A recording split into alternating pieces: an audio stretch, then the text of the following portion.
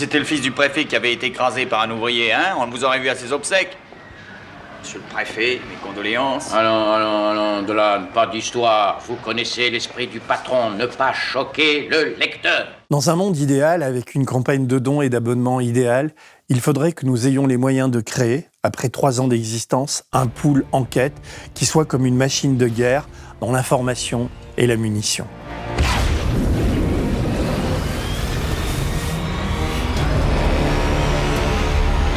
La principale raison pour laquelle l'extrême droite, avec la complicité de l'Élysée, est aux portes du pouvoir, tient à cette question. Quelle information nourrit l'imaginaire et les consciences du plus grand nombre ? Comme dans Dune, le roman de science-fiction de Frank Herbert, les armées qui nous font face et tiennent le territoire sont suréquipées, gavées du fric des milliardaires et diffusent leur propagande politique AG continue. Pulvérisateur AG continu Jet Set de Passat Jardin pour un vrai travail de pro. On l'a vu pour Gaza, on l'a vu pour la guerre en Ukraine, on l'a vu pour la lente dérive qui voudrait que Macron soit centriste ou que le Rassemblement national ne soit plus un parti d'extrême droite. Est-ce que pour vous, Marine Le Pen est une femme de gauche ? Je l'ai beaucoup dit. Je pense qu'elle a des réflexes de femme de gauche. Ou que tous ceux qui soutiennent la cause des Palestiniens deviennent des terroristes. Comme à l'autre bord du spectre politique, chez un ancien Premier ministre qui s'appelle Dominique de Villepin, il faut les écouter, il faut les regarder. Il y a autre chose que du calcul froid. Il y a une haine d'Israël et une haine de ceux dont Israël est le nom, c'est-à-dire en effet les Juifs. C'est une folie, un inversement de réalité. C'est une guerre des mots et une résistance à mener face à la novlangue qui voit des antisémites et des gauchistes partout. Avez-vous jamais vu un communiste boire un verre d'eau ? C'est une guerre des mots et donc une guerre de l'information. Celui qui contrôle l'épice contrôle l'univers, annonce Frank Herbert au début de Dune. Pour revenir à Dune, donc, les petits soldats de l'information qui nous font face sont arrogants et suréquipés. En tant que serviteur de l'Impérium, vous vous prosternerez à mes pieds. Mais on connaît le désert et on sait quoi faire pour les contourner et taper juste. Du journalisme, on en manque cruellement. De tout ce qui disparaît depuis l'arrivée des chaînes info, un Féodé à Bolloré, Arnaud, Drahi, Bouygues ou Kretinsky, à de rares exceptions près, le journalisme, celui qui cherche et ne courbe pas l'échine, s'est liquéfié, a quasi disparu des radars. Il se cache dans des interstices et surgit parfois au détour d'un scandale qu'on aimerait étouffer. J'ai le droit à la présomption d'innocence. Celui qui contrôle l'information contrôle l'univers, pourrait-on dire. Il reste donc des îlots de résistance.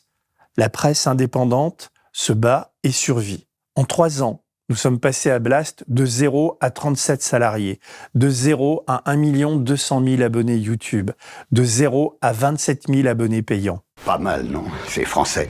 Nous avons beaucoup investi sur nos vidéos et notre site, lancé nos podcasts et des longs formats qui suscitent de nombreux débats à Paris et en province, dans des salles de cinéma par exemple. Nous allons poursuivre si vous continuez à nous soutenir et à nous encourager.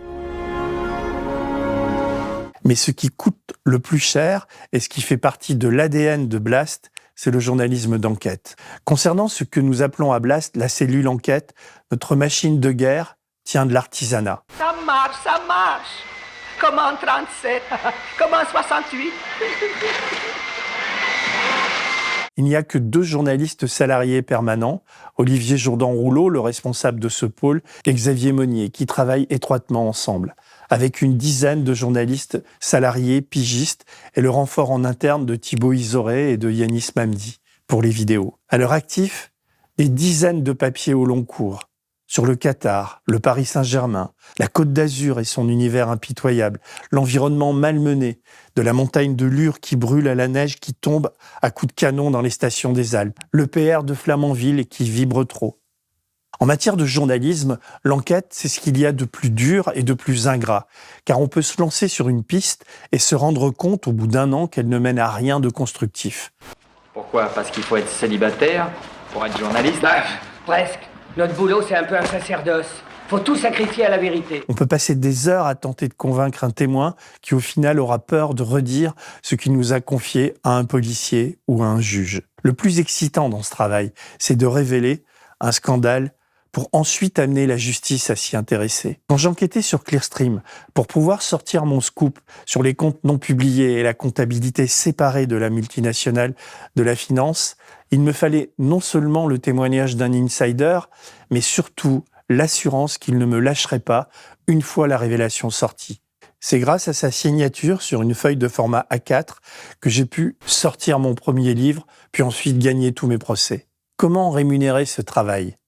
À Blast, nous recevons et je reçois des dizaines de dossiers plus ou moins ténus chaque mois qui nous lancent sur les manœuvres de labo pour faire passer des vaccins ou des médicaments plus ou moins fiables, sur des pots de vin versés à des décideurs pour épargner tel ou tel milliardaire dans une enquête fiscale, sur le fonctionnement trouble d'un tribunal, sur une maison d'édition qui joue les rabatteurs de chair fraîche pour telle ou telle personnalité en vue. Je pourrais allonger la liste à la puissance des lobbies à Bruxelles, à un vendeur d'armes européen qui aimerait qu'on dénonce les pratiques corruptives américaines au Moyen-Orient comme en Ukraine. Comment faire ? Comment financer ces enquêtes en sachant qu'on va inévitablement se prendre des procédures bâillons dès la sortie du papier ou de la vidéo ? C'est ce qui nous arrive régulièrement. On met en cause le harcèlement de la police de Perpignan contre les populations immigrées ou la politique urbaine de Louis Alliot qui fait la chasse aux gitans. On met en cause les conflits d'intérêts dans la transformation de Pôle emploi en France Travail. On met en cause un riche homme d'affaires français exilé en Suisse dans les pièges à gogo des newsletters santé.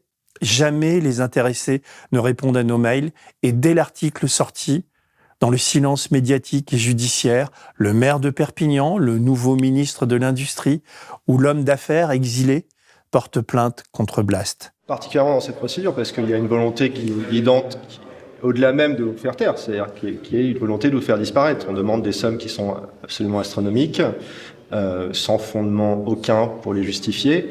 Et donc, il y a une évidence qu'on est au-delà même de la procédure Bayon. Qu'on gagne ou qu'on perde n'est plus la question. Il faut nous intimider et nous faire dépenser le maximum de frais de procédure pour nous faire taire. C'est épuisant, mais ça prouve, sans aimer nous rendre à la 17e chambre du tribunal de Paris qui juge les diffamations, que généralement, on vise juste. Casse la baraque ce soir. Vous êtes très mal barrés. Ce n'est pas parce que nous nous trompons que 9 procédures sont en cours contre nous cette année. C'est parce que nous gênons des intérêts et des pouvoirs qui n'ont pas l'habitude qu'on vienne mettre le projecteur sur leurs méthodes et sur leur bassesse. Et nos enquêtes sont documentées, sérieuses et consolidées. Et quand nous gagnons, jusqu'ici nous n'avons jamais été condamnés, comme contre BHL et ses liens financiers avec le Qatar, les médias ne reprennent pas nos informations. Et l'intéressé continue à parader sur les plateaux télé. L'ingratitude est là. Et la morale de l'histoire est celle-ci. La vérité prend du temps et la révéler nous coûte des ronds. La centrale de publicité annule tous les contrats. Quoi ? Annule ? On ne m'a donné aucune explication. Plus de publicité, plus de fric, plus de journal. Ça, c'est un coup signé Carlyle. Voilà. C'est pour ça que c'est très important de faire des dons et de vous abonner et de faire abonner vos amis à Blast. Contrairement à d'autres médias indépendants, tous nos contenus sont en accès libre. C'est-à-dire que chacun, le plus grand nombre, peut lire et découvrir nos enquêtes, nos documents, nos révélations. C'est aussi ça qui fait notre force et qui les emmerde. Et n'oubliez pas que nous sommes une société coopérative. Tout est réinvesti dans l'outil de travail. En l'occurrence, dans ces enquêtes au long cours. Ma crainte, et j'en finis là, c'est qu'après 3 ans d'existence, face à notre succès, les gens se disent que tout roule à Blast et qu'on a moins besoin de vous.